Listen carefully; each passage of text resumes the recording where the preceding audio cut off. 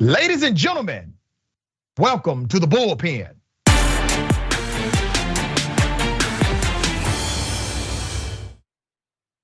He's back. In the Bullpen today, we got Brad Polumbo, Fee.org correspondent, National Review contributor, libertarian conservative journalist, and a very accomplished individual. Has been cited by many important people that I disagree with. Brad, welcome. Hey, Happy New Year. Happy New Year, man. Glad to have you back on the program. We're going to chop it up about the labor shortage issues in America and also the shutdown of various colleges around the country. I don't want to presume what you know or believe about these topics. So if you would, give us your sentiment. Yeah, I think that we're seeing a big labor shortage that's causing a lot of problems.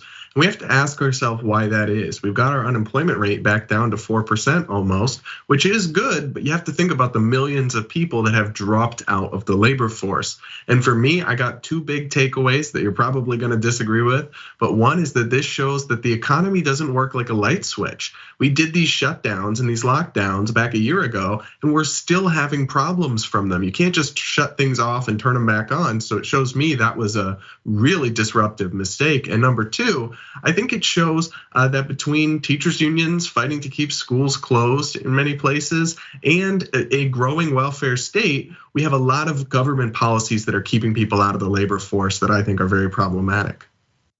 Okay, so you got your thoughts and your feelings, I got facts. So let me read the facts to you. You can always check out my data from the Society for Human Resource Management, nonpartisan organization. So they actually surveyed individuals who are people. They actually talk to actual people, not projections from some economists, not a political talking point from some elected official, not some Republican jargon or conservative counter argument. So according to the data, based on their research, the top reason why there's unemployment in America, 42% of respondents said it was because they have not received any responses for the jobs that they have applied for. Well, more and more people are applying for jobs that actually pay the bills. And if those jobs do not pay the bills, well, they engage in what's called the gig economy, Uber driving, etc. All right. So they're looking for jobs that pay the bills. 42% are saying those jobs aren't coming back to us. That's one. An additional primary reason for continued unemployment based on the survey results, 32% of individuals said it was because of fear of being exposed to COVID. And this is rooted in the crosstabs of the data in employers being schizophrenic as it relates to COVID protocol. That's two. The additional reason, 29% of Americans polled said it was because they are being offered less pay to perform the job, okay? Preparing for a career shift, meaning they want to do something else. So they're seeking education, training, certification, etc. 17%, brother. Out of everyone polled, my friend, only 11%, it's right here in the data, okay? These are actual people. 11% said it was because of expanded unemployment.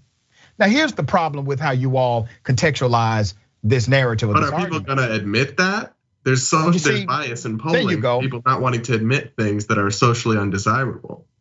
So I would rather believe people that actually took the time to be thoughtful about polling data. I believe in the American person. I believe in the American worker. I believe in the American job seeker. You believe in yourself. So your opinion somehow in your world trumps what people actually say is happening on the streets. I believe the folks in the street. I believe the people that are saying, here's what's happening to me, here's my experience, here's my exposure, here's my environment, and here's why. I believe them, you believe you. We can move on. Well, so there, a lot of those things though that you described are real issues. But for example, it doesn't make any sense to me why people would be saying, I'm not willing to go back into the workforce because I'm afraid of getting COVID. You and I both took the vaccine. We both agree the vaccine is very, very effective at keeping you safe from hospitalization and death from COVID. So take the vaccine and go back to work. That's not reasonable. And if you won't take the vaccine, well, we shouldn't have any time for you saying I won't go back to work because I'm scared, because that's a choice you're making. So that's why I really don't see that piece of it is tied up in terms of benefits and the cushion that people got from getting trillions of government spending over the last year. You don't have the luxury to say I'm scared even though I'm vaccinated, or I won't take the vaccine to go back to work. unless you have a fallback option. And our welfare state does provide that fallback option for people. The other side of things is polls also consistently find that childcare is a big reason why people won't rejoin the labor force. I don't know if that specific poll you mentioned, but the Washington Post story that your producer sent me before the show even talked about this. Childcare is very important in terms of why people aren't rejoining the labor force. And that comes down to schools, in particular our public schools. Correct. That's not what the data says. The data, and I did cover that, because the 32% of continued unemployment in America is because of fear of being exposed to COVID-19. The 32% of respondents you disagree with, the primary reason for parents is because of exposure to their children and how it impacts their family structure. So it's not just because of them getting exposed to COVID, it's also due to them exposing their children and others to COVID. That is a reality in the data. Now, yes, other variables are there. And you actually made another point I was going to make. In the Build Back Better Act, which is supported by left-leaning politicians and not right-leaning politicians, the Build Back Better Act actually addresses the issue of subsidies for child care in America. So do you agree with the Build Back Better Act, since you brought it up as a reason that individuals are not engaged in the job market as the economy should sustain? I do believe that child care is important, but no, I don't support the Build Back Better agenda. So do you support that provision let me explain in the plan? The way the government subsidies tend to work is that they end up inflating the prices, and things get higher over time. We've seen wait a minute, brother. Loan subsidies, that's a very basic economic phenomenon where when you subsidize something, prices go up and you get more of it. So it will only make the problem worse. What we need is teachers unions to stop fighting to close our schools like they just did in Chicago, because schools are the biggest source of childcare for families. So we got to stop that before anything else, and that won't cost taxpayers a dime. People just got to start doing their jobs. You know, Brad, that's interesting. First of all public schools are taxpayer funded, number one. After school programs, it varies, but all K through 12 regular education is taxpayer funded. It won't cost them an additional dime. Okay, all right, so that's the context. I'm glad you added that. But Brad, think about what you're saying, brother. You have just agreed with me on this show that childcare is an element we must address in the United States of America because we are inside of a COVID climate, okay? We agree on that. Think about this with me and follow my linear logic. If we agree that the cost of childcare is hurting the overall economy or the workforce, then that means there should be some level of subsidy. Maybe we disagree on the methodology, but how do you get the taxpayer dollar back to the taxpayer? Because the government, they don't make revenue. They're not creating money. They don't make profit. They're getting it from us. I agree. Child care is an issue for many working Americans, especially those in the Black community. That's a reality, brother. So now I need to get that money back to the communities that I love. And who holds the money? The federal government holds the money. So you tell me a better process to address the issue of not having disposable or extra income in order to pay for child care during COVID so that we can get this economy rolling as we think it should roll. Yes, subsidies are putting a Band-Aid on the injury. They're not actually addressing. So what's the solution, Brad? I will explain. Okay.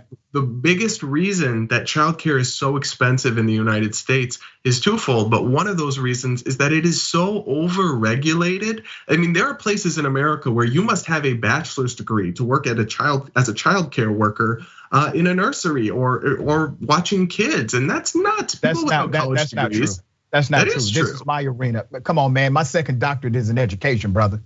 That's not true. You don't have to have a bachelor's degree to work in that field. There are some private companies that require it if you are going to be a school teacher inside of that arena, because some child care agencies have certified teachers. It is definitely on the there are government licensing schemes that require that, and I'm happy to look some up and send them to you. But think about this. You're talking about a position. We're talking about child care agencies. Child care agencies are able to exist without the prerequisite of a degree.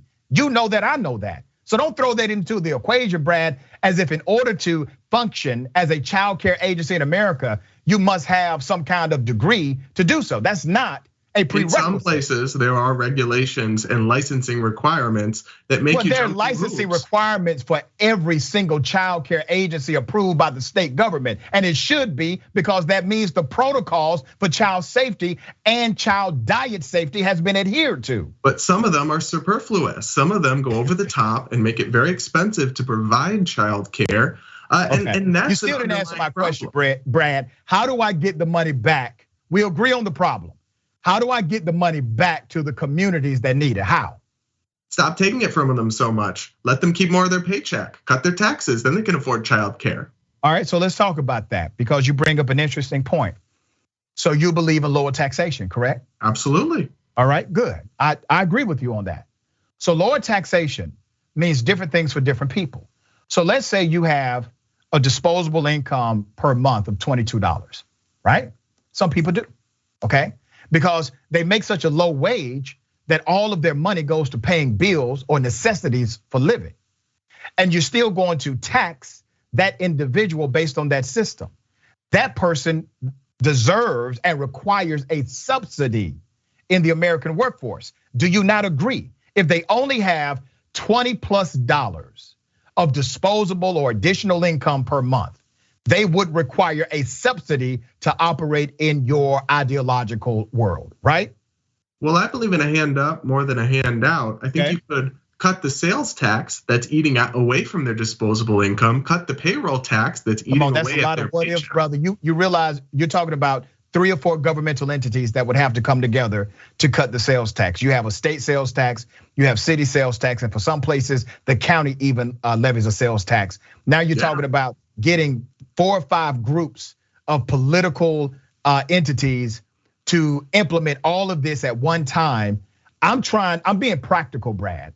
I need to get the damn money that those communities have already given the government. I need to get that money back to those communities ASAP. I don't have time to wait 1 year, 2 years, 3 years, or 4 for all of these political structures to get on the same page with taxation. That's a good ideological premise, brother, but it is not a good practical premise when you look at the implication. Well, practically speaking, right? We could ease the childcare problems tomorrow if schools were just kept open. Schools are the biggest provider of childcare in this country. And in places like Chicago, the teachers unions are literally striking right now to push them back into distance learning, which hurts working class and minority families especially hard, because the rich white people have nannies, right? But actual everyday Americans can't handle school shutdowns when teachers unions just are trying to shut down. I don't know why. Maybe they don't want to do their jobs. They've had the opportunity to. Hey man, that's an unfair shot at school teachers. I was adopted by a school teacher. I won't let you do that. School teachers. Well, there's a big difference between teachers and teachers unions. And teachers unions are not advocating for the best interests of children in places like Chicago. Many of the school teachers would disagree with you. I'm a former high school teacher myself. I would disagree with you on that sentiment. But that's a different debate, obviously. We still got to get to the school shutdowns, because I agree we would debate that as well. School shutdowns in America happening across the board. You disagree with it, why? Well, in particular for colleges, a bunch of schools like Yale and Duke, they're going to remote. They're not having in-person learning the first few weeks of the semester, and I think it's terrible. I mean, last year we saw huge mental health problems among young people. The CDC has data that 1 in 4 people age 18 to 24 considered suicide. That's horrible. Major symptoms of depression and anxiety. There's no reason to put people through that isolation and shutting down the schools and the universities when the universities have very healthy populations, extremely young. Then they have vaccine requirements, so everybody's vaccinated. So there's no reason these schools should be shutting down right now because of Omicron. There's no public health interest there, and there are real costs to people. They're stuck paying way too much for these degrees that they have to do at their mom's house at home on a laptop because of these alarmist, over-the-top closures and policies. Yep. So I will say this, as a current college professor, we have a protocol. We have enacted that protocol where there's a delay in in-person learning until we can observe the science more thoroughly to make a long-term decision. I will say this, I find it interesting, Brad, that nobody complained about the flu. Would you agree that many individuals will at least experience flu-like symptoms, if not worse, from any one of the COVID variants, right? You would agree to that? Yeah.